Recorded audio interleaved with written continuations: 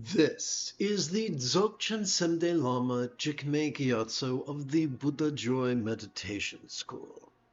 Welcome to Meditate Like a Jedi. This morning let us explore, what does Vajrasattva's bell actually teach you? And then we'll enjoy a nice group meditation. So we're going to start. Let's see here. I get to push the right buttons in the right sequence. So we're going to start with the question, God or mere archetype? So I'm going to, let's see. I think it would be easier if I just added a photograph, not a photograph, but an image to this teaching text. So that's what I'll do right now. I'm going to hit reveal.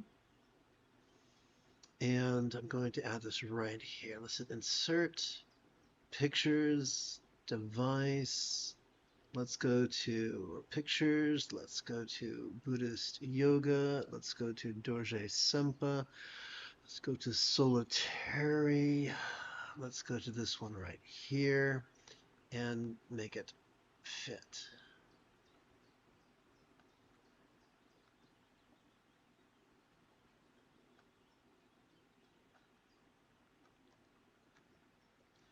Okay, so here we go.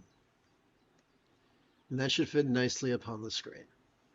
Thank you for your patience. Okay, so let's begin with the topic. God or archetype? Well, it depends who you ask.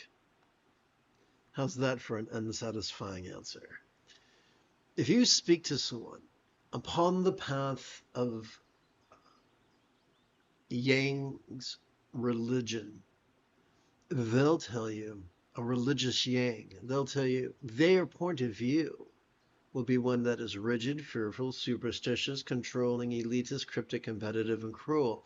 And they will say, yes, this is a fully enlightened Buddha who lives in a paradise, and that you can supplicate them for favors through offerings and mantras and recitations and bowing. So get to it, kids. However, if you, like me, prefer the path of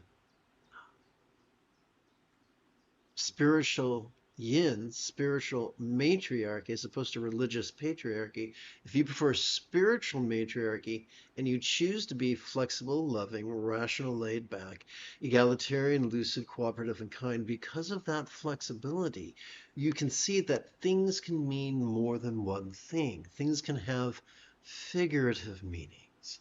And it becomes very easy to look at this piece of Buddhist art as merely an archetype. When the Buddhist teacher who has influenced me the most, second only to the Buddha, would be someone, an Odiyanan of the Swat Valley, present-day Pakistan, whose name was Prahe Vajra. And he taught from a purely archetypical manner. So he wasn't like, hey man, you need religion and you need to visualize, you need to make offerings, and you need to mantras, and you need... No, he's all you need is mindfulness and meditation, and everything else either illuminates mindfulness meditation or distracts us from it. He was a very simple fellow, very trenchant and pragmatic. And so that's I began on Yang's path of religious patriarchy. It wasn't to my likings. I was eventually drawn to Yin's path of spiritual matriarchy. That spoke deeper to me. Perhaps it'll speak deeper to you as well. So we'll begin with the 6 ornaments. So in ascending order, the 6 ornaments would be the anklets, the bracelets, the armlets,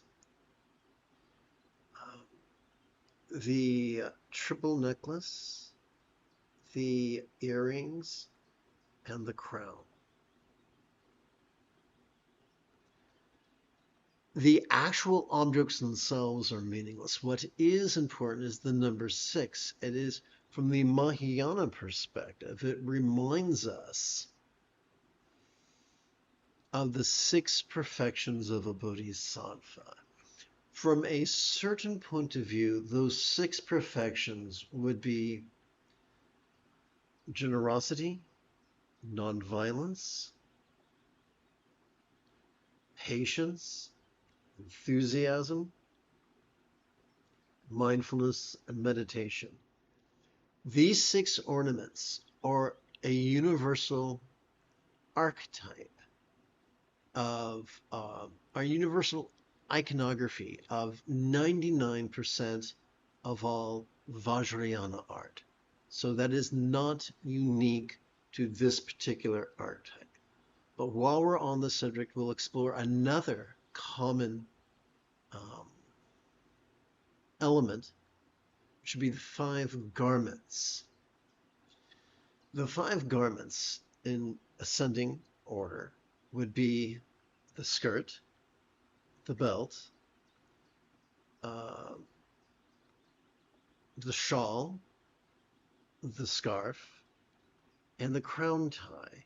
You see, European crowns were circular, but ancient Indian crowns were semicircular and held on with a cloth tie. These 5 garments reminds us of the 5 wisdoms that come, ironically, by applying mindfulness and emptiness to the 5 poisons. The lesson is it's safe to practice mindfulness. It's safe to sit in meditation and notice whatever comes up vulnerably, passively, viscerally, randomly, and fleetingly. Because by simply relaxing into our exhalation, not only are we protected from the tyranny of what we noticed, but in so doing, that which we notice is transformed. And I explored this a little bit in my last lesson, but I'll hit it again right now. For instance, as we relax into our exhalation, whatever whatever dread we noticed during our previous inhalation could transform into mirror-like wisdom. As we relax into our exhalation, whatever desire we might have noticed during our previous inhalation spontaneously transforms into discriminating wisdom. As we relax into our exhalation, whatever befuddlement we might have noticed during our previous inhalation automatically transforms into all-pervasive wisdom. As we relax into our exhalation, whatever jealousy we might have noticed during our previous inhalation spontaneously transforms into all-accomplishing wisdom. As we relax into our exhalation, whatever pride we might have noticed during our previous inhalation transforms spontaneously into equalizing wisdom. This is to be taken figuratively and not literally.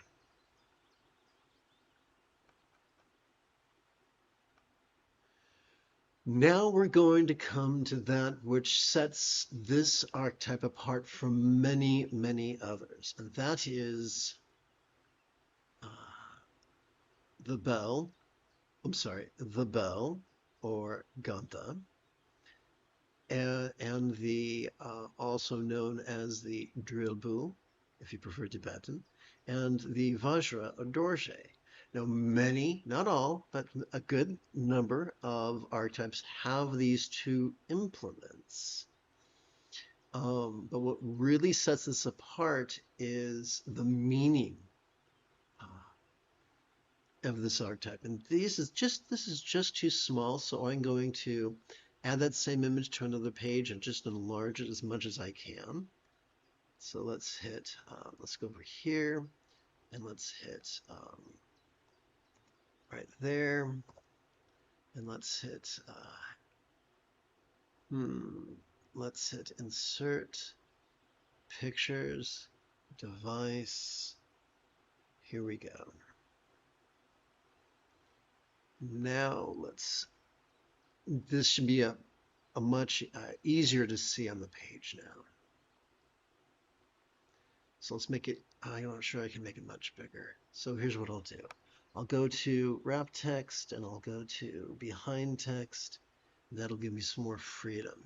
And so what I'll do is really play some games here. So if you look carefully, let me make sure it's on the screen all right. Okay. You'll see a pronged implement right here that's known as the Vajra or Dorje. And we see a bell held upside down. Here's the prong part, and here's the bell. That's known as a ganta, which sounds filthy. A ganta in Sanskrit or a drilbu in Tibetan. So this is what's most important. Within the context of the Ati Yoga teachings, the Vajra represents mindfulness, vulnerable, passive, visceral, random, and fleeting. Our tendency to notice whatever comes up, whether it is a sight, a sound, a sensation, a flavor, a scent, or the like, including the full spectrum of human emotions, intentions, thoughts, memories, and imaginings. Whatever comes up, whether that which comes up is external or internal, physical or mental, pleasurable or painful, interesting or boring, glorious or grotesque. The bell reminds us of meditation, of how we relax into our exhalation. Whatever we noticed during our previous inhalation could fleetingly feel less stressful, less permanent, less defining, and even as non-graspable as the tone of a bell, which moment by moment grows quieter and less substantial. Although you can hear it, you can't grab it. Perhaps you remember the fun comedy movie Young Frankenstein, when the first time the creature, played by Peter Boyle, hears Gene Hackman, or someone, I forgot who it was, playing the violin, he's enchanted by the sound of the melody. And he tries plucking it with his hands, plucking the melody out of the air, but he cannot, because sound is resounding yet non-graspable. And that is illustrated by this implement. And so, in a nutshell, resounding yet non-graspable, watching and resting.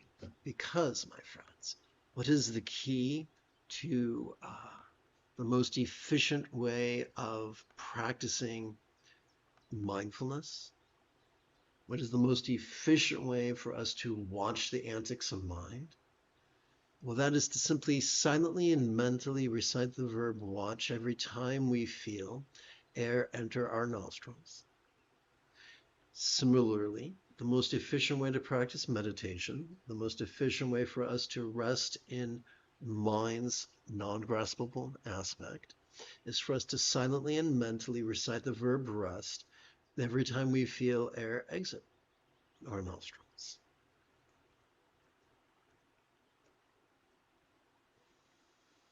I'm going to add this to my little word dictionary.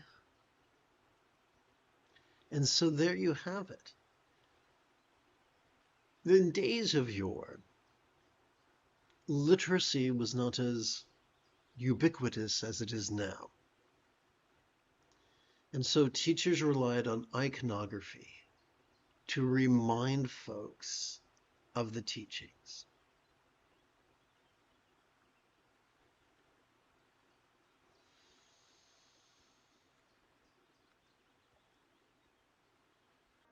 You have taken your first step into a much larger world. If you feel that I have earned it, you could give this live stream a thumbs up. You could even help support this channel. For Meditate Like a Jedi is made possible thanks to the generosity of viewers, just like you.